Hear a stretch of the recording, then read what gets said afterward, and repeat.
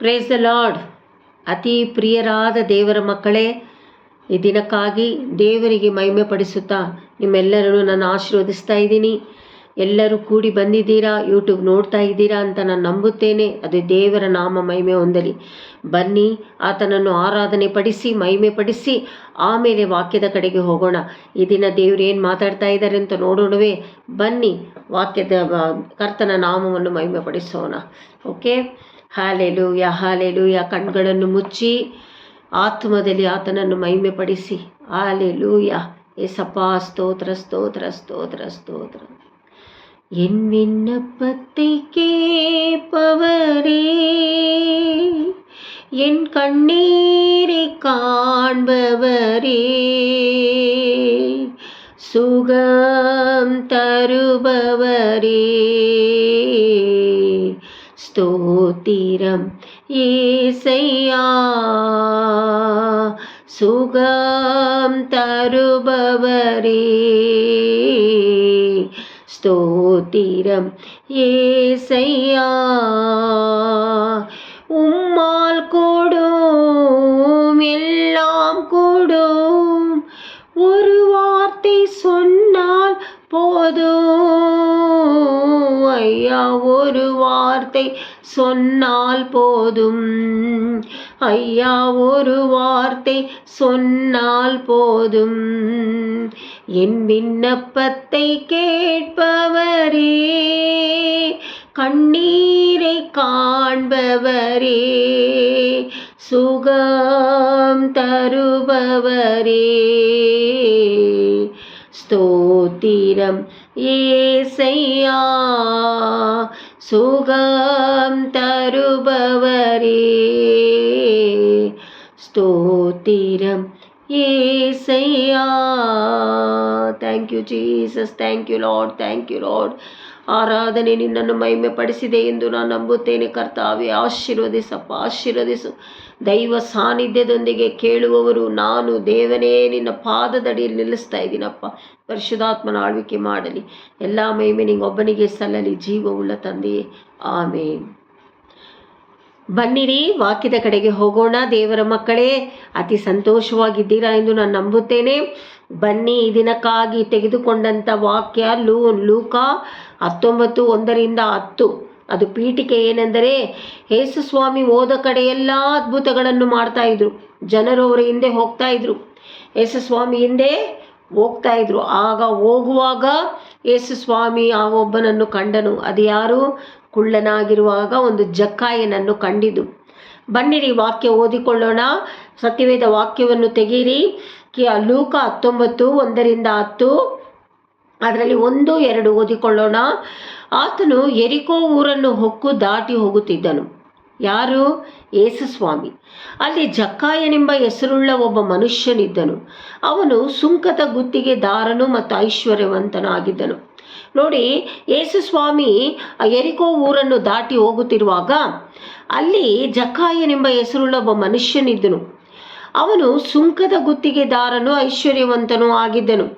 ಅರ್ಥ ಆಯ್ತಾ ದೇವರ ಮಕ್ಕಳೇ? ಹಾಗಾದರೆ ಅವನು ಯೇಸು ಸ್ವಾಮಿ ಎಂಥವನೆಂದು ನೋಡಬೇಕು ಅಂತ ಕುಳ್ಳನಾಗಿರುವುದರಿಂದ ಮರದ ಮೇಲೆ ಹತ್ತಿ ನೋಡುವವನಾಗಿದ್ದನು. ನೋಡೋಣ, ಓದಿಕೊಳ್ಳೋಣ. 3-4. ಅವನು ಯೇಸು ಸ್ವಾಮಿ ಎಂಥವನೆಂದು ನೋಡಲು ಅಪೇಕ್ಷಿಸಿದರೂ ತಾನು ಗಿಡ್ಡನಾಗಿದ್ದರಿಂದ ಜನರ ಗುಂಪಿನ ನಿಮಿತ್ತ ನೋಡಲಾರದೆ ಹೋದನು. ಆದ ಕಾರಣ ಆತನನ್ನು ನೋಡುವುದಕ್ಕಾಗಿ ಮುಂದೆ ಓಡಿ ಹೋಗಿ ಆತನು ಬರುತ್ತಿರುವ ಮಾರ್ಗದಲ್ಲಿದ್ದ ಆಲದ ಮರವನ್ನು ಹತ್ತಿದನು. ನೋಡಿ, ಅಲ್ಲಿ ಒಂದು ಆಲದ ಮರ ಇತ್ತು. ಎಲ್ಲರೂ ನಿಂತ್ಕೊಂಡು ನೋಡ್ತಾ ಇದ್ದಾರೆ ಯೇಸು ಸ್ವಾಮಿಯನ್ನು ಹಾದು ಹೋಗ್ತಾ ಇರುವಾಗ. ಎಲ್ಲಿ? ಯೆರಿಕೋನಲ್ಲಿ. ಈ ಜಕ್ಕಾಯನೇನು ಮಾಡ್ತಾ ಇದ್ದಾನೆ? ಆಲದ ಮರದ ಮೇಲೆ ಹತ್ತಿ ಯೇಸು ಸ್ವಾಮಿನ ಸಂತೋಷವಾಗಿ ನೋಡ್ತಾ ಇದ್ದಾನೆ. ಅಲ್ಲಿ ಓದಿಕೊಳ್ಳೋಣ 5-6. ಯೇಸು ಸ್ವಾಮಿ ಅಲ್ಲಿಗೆ ಬಂದು ಮೇಲಕ್ಕೆ ನೋಡಿ, ಯೇಸು ಸ್ವಾಮಿ ನಗ್ನಗ್ತಾ, ದೇವರಿಗೆ ಗೊತ್ತಿಲ್ಲವೇ ಯಾರು ನೋಡ್ತಾ ಇದ್ದಾರೆ ಅಂತ. ಯೇಸು ಸ್ವಾಮಿ ನಗ್ನಗ್ತಾ ಆತನನ್ನು, ಜಕ್ಕಾಯನೇ, ತಟ್ಟನೆ ಇಳಿದು ಬಾ, ನಾನು ಈ ಹೊತ್ತು ನಿನ್ನ ಮನೆಯಲ್ಲಿ ಇಳ್ಕೊಳ್ಳಬೇಕು ಎಂದು ಅವನಿಗೆ ಹೇಳಲು ಅವನು ತಟ್ಟನೆ ಇಳಿದು ಬಂದು ಆತನನ್ನು ಸಂತೋಷದಿಂದ ಸೇರಿಸಿಕೊಂಡನು. ನೋಡಿ ದೇವರ ಮಕ್ಕಳೇ, ಅನ್ಯ ಜನಗಳಾಗಿರ್ಬೋದು, ಇಲ್ಲ ಪರಿಶುದ್ಧತೆಯ ಮಕ್ಕಳಾಗಿರ್ಬೋದು, ಯೇಸು ಸ್ವಾಮಿಯನ್ನು ಅಂಗೀಕರಿಸಿಕೊಂಡಿರುವ ದೇವರ ಮಕ್ಕಳಾಗಿರ್ಬೋದು, ಈಗ ನೋಡ್ತಾ ಇರೋದು ಯೇಸು ಸ್ವಾಮಿ ನಿಮ್ಮ ಮನೆಗೆ ಬರಬೇಕು, ನಿಮ್ಮಲ್ಲಿ ವಾಸ ಮಾಡಬೇಕು ಅಂತ ಆಸೆ ಇರುವಾಗ ನೀವು ಅದಕ್ಕೆ ಬಿಟ್ಕೊಡ್ಬೇಕು. ಅರ್ಥ ಆಯ್ತಾ ದೇವರ ಮಕ್ಕಳೇ? ಯಾಕೆ ಹೇಗೆ ಬಿಟ್ಕೊಡೋದು ಅಂತ ಹೇಳಿದ್ರೆ, ಯೇಸು ಸ್ವಾಮಿನ ನಂಬಿ ನಾನು ಯೇಸು ಸ್ವಾಮಿನ ನಂಬ್ತಾ ಇದ್ದೀನಿ ಅಂತ ಹೇಳುವಾಗ ಯೇಸು ಸ್ವಾಮಿ ನಿಮ್ಮೊಳಗೆ ಬರುವವರಾಗಿದ್ದಾರೆ.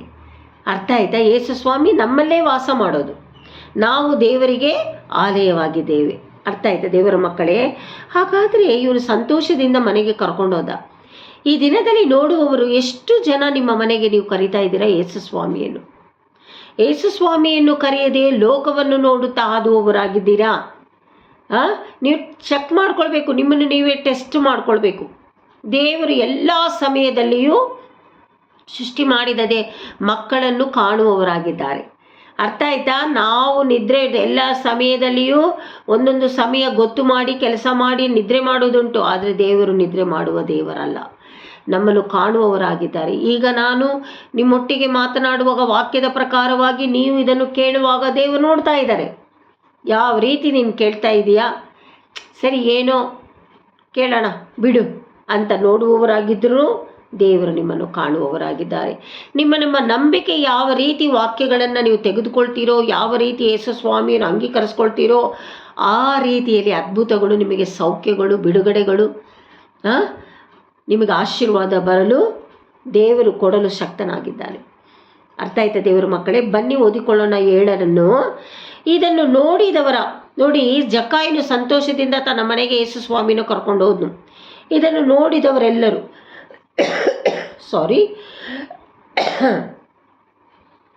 ಇದನ್ನು ನೋಡಿದವರೆಲ್ಲರೂ ಈತನು ಪಾಪಿಯಾಗಿರುವವನ ಮನೆಯಲ್ಲಿ ಇಳುಕೊಳ್ಳುವುದಕ್ಕೆ ಹೋಗಿದ್ದಾನೆ ಎಂದು ಗುಡುಗುಟ್ಟಿದರು. ಅಲ್ಲಿರುವ ಜನರು, ಪಾಪಿ ಮನೆಗೆ ಯೇಸು ಸ್ವಾಮಿ ಹೋಗ್ತಾ ಇದ್ದಾರಲ್ಲ? ಹೌದು, ಯೇಸು ಸ್ವಾಮಿ ಬಂದಿದ್ದು ಪಾಪಿಗಳಿಗೋಸ್ಕರನೇ, ಐಶ್ವರ್ಯವಂತನಿಗೋಸ್ಕರ, ಪಾಪ ಮಾಡದೇ ಇರುವವನಿಗೋಸ್ಕರ ಅಲ್ಲ ಬಂದಿದ್ದು, ಪಾಪಿಗಳಿಗೋಸ್ಕರನೇ ಈ ಲೋಕಕ್ಕೆ ಬಂದಿದ್ದು. ಅದು ಅರ್ಥ ಮಾಡ್ಕೊಳ್ಬೇಕು. ಇಳುಕೊಳ್ಳುವುದಕ್ಕೆ ಹೋಗಿದ್ದಾನಲ್ಲ ಅಂತ ಅವರೆಲ್ಲ ಗುಣಗುಟ್ಟಕ್ಕೆ ಶುರು ಮಾಡಿದ್ರು. ಆದರೆ 8ನೇ ವಾಕ್ಯ, ಆದರೆ ಜಕ್ಕಾಯನು ನಿಂತುಕೊಂಡು ಸ್ವಾಮಿಗೆ, ಸ್ವಾಮಿ, ಜಕ್ಕಾಯನ ಏನು ಮಾಡ್ತಾ ಇದ್ದಾನೆ ನೋಡಿ, ಸ್ವಾಮಿ ನೋಡು, ನನ್ನ ಆಸ್ತಿಯಲ್ಲಿ ಅರ್ಧವನ್ನು ಬಡವರಿಗೆ ಕೊಡುತ್ತೇನೆ, ಮತ್ತು ನಾನು ಅನ್ಯಾಯವಾಗಿ ಯಾರಿಂದ ಏನಾದರೂ ಎಳಕೊಂಡಿದ್ದೆ ಆದರೆ 4ರಷ್ಟು ಹಿಂದಕ್ಕೆ ಕೊಡುತ್ತೇನೆ ಎಂದು ಹೇಳಿದನು. ಅರ್ಥ ಆಯ್ತಾ? ಯಾಕಂದರೆ ಜಕ್ಕಾಯನ ಆಗಲೇ ರಕ್ಷಣೆ ಹೊಂದಿಬಿಟ್ರು.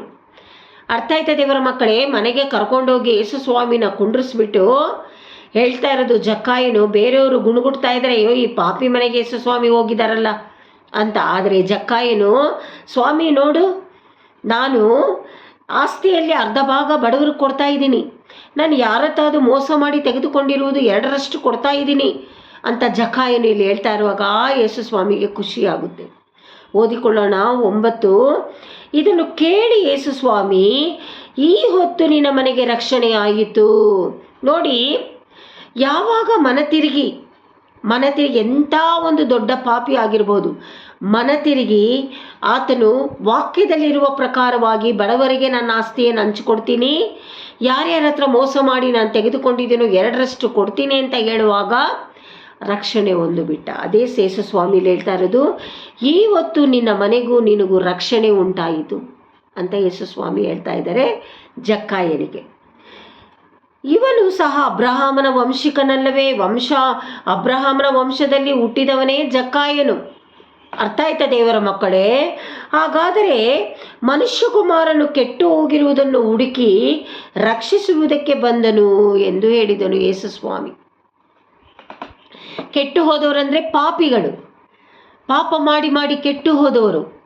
ಆಶೀರ್ವಾದ ಅವ್ರ ಹತ್ರ ಇರೋದಿಲ್ಲ, ಅವ್ರ ಹತ್ರ ಬೆಳಕಿರೋದಿಲ್ಲ, ಕತ್ತಲೆಯಲ್ಲಿರ್ತಾರೆ, ಕಷ್ಟಗಳು, ಕುಟುಂಬದಲ್ಲಿ ಕೆಲಸ ಸಿಕ್ಕೋದಿಲ್ಲ, ಈ ರೀತಿಯಾಗಿ ಕಷ್ಟಪಡುವರು. ಪಾಪಿಗಳಿಗೋಸ್ಕರ ರಕ್ಷಿಸುವುದಕ್ಕೋಸ್ಕರ ನಾನಿಲ್ಲಿ ಬಂದಿದ್ದೇನೆ ಅಂತ ಯೇಸು ಸ್ವಾಮಿ ಹೇಳ್ತಾ ಇದ್ದಾರೆ. ಆಗ ಅಲ್ಲಿರುವವರೆಲ್ಲ ಗುಣಗುಡ್ತಾ ಇದ್ರು ದೇವರ ಮಕ್ಕಳೇ. ನಾವು ಗುಣಗುಟ್ಟುವ ಮಕ್ಕಳಾಗಿದ್ದೇವಾ? ನಾವು ಗುಣಗುಟ್ಟುವವರ ದೇವರ ಮಕ್ಕಳಾಗಿರಬಾರ್ದು. ಅರ್ಥ ಆಯ್ತಾ? ಭಯಭಕ್ತಿಯಿಂದ ಯೇಸು ಸ್ವಾಮಿ ಮಕ್ಕಳಾಗಿ ನಾವು ಜೀವನ ಮಾಡಬೇಕು. ಒಂದು ವೇಳೆ ಅನ್ಯ ಜಾತಿಗಳು, ಹಿಂದೂಗಳು, ಸಿಖ್ರು, ಮುಸ್ಲಿಮರು ಯಾರಾದರೂ ಈ ಮೆಸೇಜನ್ನು ನೋಡ್ತಾ ಇದ್ದರೆ ನಿಮ್ಮನ್ನು ಅತಿಯಾಗಿ ದೇವರು ಪ್ರೀತಿ ಮಾಡ್ತಾರೆ. ಇವತ್ತು ಈ ವಾಕ್ಯವನ್ನು ನೀವು ನಂಬಿದರೆ ಖಂಡಿತವಾಗಲೂ ಯೇಸು ಸ್ವಾಮಿ ಜಕ್ಕಾಯನಿಗೆ ಹೇಳಿದ ಹಾಗೆ ನೀವು ರಕ್ಷಣೆ ಹೊಂದುತ್ತೀರಾ. ನಂಬುತ್ತೀರಾ? ಕರಗಳನ್ನೆತ್ತಿ ಜಯಘೋಷ ಮಾಡಿರಿ, ಹಲ್ಲೆಲೂಯಾ ಅಂತ ಹೇಳಬೇಕು. ಅರ್ಥ ಆಯ್ತಾ? ದೇವರು ರಕ್ಷಣೆ ಹೊಂದಿರುವವರಿಗೋಸ್ಕರ ಮಾತ್ರ ನೋಡುವ ದೇವರಲ್ಲ, ನಿಮ್ಮನ್ನು ಸಹ ಪ್ರೀತಿ ಮಾಡುವ ದೇವನಾಗಿದ್ದಾನೆ ಅಂತ ಯೇಸು ಸ್ವಾಮಿ. ಅರ್ಥ ಆಯ್ತಾ ದೇವರ ಮಕ್ಕಳೇ? ಈ ದಿನ ಯಾರ್ಯಾರು ಮನ ತಿರುಗಿದ್ದೀರೋ, ಯಾರ್ಯಾರು ನಿಮ್ಮ ಆಸ್ತಿ ಪಾಸ್ತಿಗಳಲ್ಲಿ ಬಡವರಿಗೆ ಅಕ್ಕಪಕ್ಕದಲ್ಲಿ ನಿಮ್ಮ ಮನೆಗಳ ಹತ್ರನೇ ವಾಕ್ಯದಲ್ಲಿ ಇದೆ, ನಿಮ್ಮ ಏರಿಯಾ ನಿಮ್ಮ ಪಟ್ಟಣದಲ್ಲಿಯೇ ಬಡವರನ್ನು ನಾನು ಇಟ್ಟಿದ್ದೇನೆ, ಸಹಾಯ ಮಾಡಿರಿ ಅಂತ. ಅರ್ಥ ಆಯ್ತಾ? ನೀವು ಸಹಾಯ ಮಾಡಲು ಮುಂದೆ ಹೋಗ್ತಾ ಇದ್ದೀರಾ, ಮನಸ್ಸು ಮಾಡಿದ್ದೀರಾ? ಯಾರ ಹತ್ರ ಅದು ಮೋಸ ಮಾಡಿ ಹಣ ಆಗಲಿ ಬೇರೆ ಏನಾದರೂ ಆಗಲಿ ತೆಗೆದುಕೊಂಡಿದ್ದರೆ ದೇವರ ಹತ್ರ ಕ್ಷಮಾಪಣೆ ಕೇಳಿ ಅದನ್ನು 2 ಕೊಟ್ಟು ಬಿಡ್ರಿ. ಅರ್ಥ ಆಯ್ತಾ? ದೇವರಿಗೆ ಅದು ಇಷ್ಟ. ಇದು ಒಳ್ಳೆಯದಲ್ಲವೇ? ಖಂಡಿತವಾಗಲೂ ಒಳ್ಳೆಯದು. ದೇವರು ಹೇಳ್ಕೊಟ್ಟಿರೋದು ಒಳ್ಳೆಯದೇ. ಯೇಸು ಸ್ವಾಮಿ ಹೇಳ್ಕೊಟ್ಟಿದ್ದು ಒಳ್ಳೆಯದಲ್ಲವೇ? ಜಕ್ಕಾಯನಿಗೆ ಹೇಳಿದ್ದು ಒಳ್ಳೆಯದಲ್ಲವೇ? ಗುಣಗುಟ್ಟವರಿಗೆ ಬುದ್ಧಿ ಬರಬೇಕು. ಅವರಿಗೆ ಬಂದಿತೋ ಏನೋ ನನಗೆ ಗೊತ್ತಿಲ್ಲ, ಆದರೆ ಬಂದಿಲ್ಲ ಅಂತ ಅನಿಸುತ್ತೆ. ಆದರೆ ಈ ದಿನ ಮೆಸೇಜ್ ಕೇಳುವವರು, ಸಂದೇಶ ಕೇಳುವವರು, ಈ ವಾಕ್ಯ ಜೀವವುಳ್ಳ ವಾಕ್ಯ, ಇದನ್ನು ಕೇಳುವವರು ನೀವು ನಂಬಿ ಮನ ತಿರುಗಿದ್ರೆ ಖಂಡಿತವಾಗಲೂ ನೀವು ನಿಮ್ಮ ಕುಟುಂಬ ರಕ್ಷಣೆ ಹೊಂದುತ್ತೀರಾ. ಅರ್ಥ ಆಯ್ತಾ ದೇವರ ಮಕ್ಕಳೇ? ಹಾಗಾದರೆ ನೀವು ರಕ್ಷಣೆ ಹೊಂದುವಾಗ ಯೇಸು ಸ್ವಾಮಿ ಆತ್ಮದಲ್ಲಿ ನಿಮ್ಮಲ್ಲಿ ವಾಸ ಮಾಡುತ್ತಾ ನಿಮಗೆ ಸಂತೋಷ ಕೊಡುವವರಾಗಿದ್ದಾರೆ. ಯೇಸು ಸ್ವಾಮಿ ಹತ್ರನೇ ಶಾಂತಿ ಸಮಾಧಾನ ಇರೋದು. ನೀನು ಎಲ್ಲೇ ಹುಡುಕಿಕೊಂಡು ಹೋಗು ಸಿಗೋದಿಲ್ಲ. ಯೇಸು ಸ್ವಾಮಿ ಹತ್ರನೇ ಇರೋದು. ಆತನೇ ನಮಗೆ ಶಾಂತಿ ಸಮಾಧಾನ ಕೊಡುವ ದೇವನಾಗಿದ್ದಾನೆ, ಸ್ವಸ್ಥತೆ ಪಡಿಸುವ ದೇವನಾಗಿದ್ದಾನೆ, ಬಿಡುಗಡೆ ಕೊಡುವ ದೇವನಾಗಿದ್ದಾನೆ, ದೆವ್ವಗಳನ್ನು ಓಡಿಸುವ ದೇವನಾಗಿದ್ದಾನೆ, ನಮಗೆ ಒಳ್ಳೆ ರಕ್ಷಕ ಕುರುಬನಾಗಿದ್ದಾನೆ ಯೇಸು ಸ್ವಾಮಿ. ಹಾಗಿರುವಾಗ ಈ ದಿನ ಮನ ತಿರುಗುವವರಿಗಾಗಿ ಸ್ತೋತ್ರ ಮಾಡ್ತಾ ಇದ್ದೀನಿ. ದೇವರ ನಾಮ ಮಹಿಮೆ ಹೊಂದಲಿ. ಅರ್ಥ ಆಯ್ತಾ ದೇವರ ಮಕ್ಕಳೇ? ಈ ವಾಕ್ಯ ಬರೆದಿಟ್ಕೊಂಡು, ಏಸಪ್ಪ ನಾನು ಈ ಥರ ತಪ್ಪು ಮಾಡಿದ್ದೇನೆ, ನಾನು ಮಾಡಿದ್ದೇನೆ ದೇವರ ಮಕ್ಕಳೇ, ನಾನು ಕ್ಷಮಾಪಣೆ ಕೇಳುವವಳಾಗಿದ್ದೇನೆ, ನಾನೇನು ಯೋಗ್ಯಳಲ್ಲ. ಅರ್ಥ ಆಯ್ತಾ? ನಾವೆಲ್ಲರೂ ದೇವರ ಮುಂದೆ ತಗ್ಗಿಸುವವರಾಗಿರಬೇಕು. ಆಗ ನಾವು ತಗ್ಗಿಸೋಣ. ದೇವರೇ ನಾನೇ ತಪ್ಪು ಮಾಡಿದ್ದೀನಿ, ನನ್ನನ್ನು ಕ್ಷಮಿಸಪ್ಪ, ಇನ್ನು ಮೇಲೆ ನಾನು ಬಡವರಿಗೆ ಕೊಡುವವರಾಗಿದ್ದೇನೆ, ಮೋಸ ಮಾಡುವವರು ಮೋಸ ಮಾಡಿ ತೆಗೆದುಕೊಂಡದನ್ನು ವಾಪಸ್ ಕೊಡ್ತೀನಿ ಅಂತ ಹೇಳಿ ಆತನಲ್ಲಿ ಮೊರೆ ಇಟ್ಟು ನೀವು ಕ್ಷಮಾಪಣೆ ಕೇಳುವವರಾಗಿರಬೇಕು.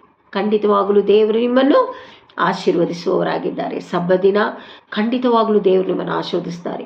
ಆಲಯಕ್ಕೆ ಹೋಗುವವರು, ಅನ್ಯ ಜನಗಳು ಅಂದರೆ ಹಿಂದೂ, ಮುಸ್ಲಿಂ, ಸಿಕ್ಕು ಯಾರೇ ಆಗಿದ್ದರೂ ಆಲಯಕ್ಕೆ ಹೋಗಿ ನಿಮಗೆ ಪ್ರಾರ್ಥನೆ ಬರೋಕ್ಕಾಗದೇ ಇದ್ರೂ ಅಕ್ಕಪಕ್ಕದಲ್ಲಿರುವ ಚರ್ಚ್ಗಳಿಗೆ ಹೋಗಿ ಸುಮ್ಮನೆ ನಿಂತ್ಕೊಳ್ಳಿ, ದೇವರನ್ನೇ ನೋಡಿ, ಅಷ್ಟೇ ಸಾಕು. ದೇವರು ನಿಮ್ಮೊಟ್ಟಿಗೆ ಮಾತನಾಡುವವನಾಗಿದ್ದಾನೆ, ಆಶೀರ್ವದಿಸುವವನಾಗಿದ್ದಾನೆ. ಹಲ್ಲೆಲೂಯಾ. ಈ ವಾರಕ್ಕೆ ಬೇಕಾದ ಆಶೀರ್ವಾದ, ಶಾಂತಿ, ಸಮಾಧಾನ, ನಮ್ಮ ಅವಶ್ಯಕತೆ ದೇವರು ಕೊಡಲು ಶಕ್ತನಾಗಿದ್ದಾನೆ ಅಲ್ಲವೇ? ಬನ್ನಿ ಸಂತೋಷದಿಂದ ಕೊನೆಯದಾಗಿ ಆರಾಧನೆ ಮಾಡಿ ಆತ ನಾಮವನ್ನು ಮಹಿಮೆಪಡಿಸಿ ನಿಲ್ಲಿಸೋಣ. ದೇವರ ಮಕ್ಕಳೇ ಬನ್ನಿ ವಾದಿಕೊಳ್ಳೋಣ, ಆರಾಧನೆ ಮಾಡೋಣ. உன்னதங்களில் நீர் மீட்டிருப்பவரே, உயர்ந்த ஸ்தானத்தில் என்றும் வாசம் செய்பவரே, நீதியுள்ள ராஜனாரசாழ்பவர், நீதியின் சூரியனா பிரகாசிப்பவர், நீர் உன்னத, நீர் உயர்ந்தவர், ನೀರ್ ನಲ್ಲவர், ನೀರ್ ವಲ್ಲவர். ನಾವು ಆ ರೀತಿ ಆತನನ್ನು ಮಹಿಮೆ ಪಡಿಸಬೇಕು. ನಮ್ಮ ಯೇಸು ಸ್ವಾಮಿ ಎಷ್ಟು ಒಳ್ಳೆಯವರು, ಯೇಸು ಸ್ವಾಮಿಯ ತಂದೆ ಎಷ್ಟು ಒಳ್ಳೆಯವರು, ಪರಿಶುದ್ಧಾತ್ಮ ಎಷ್ಟು ಒಳ್ಳೆಯವರು ಗೊತ್ತಾ ದೇವರ ಮಕ್ಕಳೇ? ಅಂತಹ ದೇವರನ್ನು ಹುಡುಕಿಕೊಂಡಿದ್ದೇವೆ ನಾವು. Hallelujah, hallelujah. ಈ ದಿನ ಸಂದೇಶ ನಿಮ್ಮೆಲ್ಲರಿಗೂ ಆಶೀರ್ವಾದ ತಂದಿದೆ. ದೇವರು ಆಶೀರ್ವದಿಸ್ತಾ ಇದ್ದಾರೆ ಅಂತ ನನಗೆ ಚೆನ್ನಾಗಿ ಗೊತ್ತು. ಒಬ್ಬನು ನೀತಿಯುಳ್ಳ ಗುಡಾರದಲ್ಲಿ ಒಂದು ದುಷ್ಟನಿರಲು ಸಾಧ್ಯ ಇಲ್ಲ. ನೀತಿಯುಳ್ಳ ಮಕ್ಕಳನ್ನು ದೇವರ ಆಶೀರ್ವದಿಸಲು ಶಕ್ತನಾಗಿದ್ದಾನೆ. ಮನ ತಿರುಗಿರಿ. ಹಲ್ಲೆಲೂಯಾ. ದೇವರ ನಾಮ ಮಹಿಮೆ ಪಡಿಸೋಣ.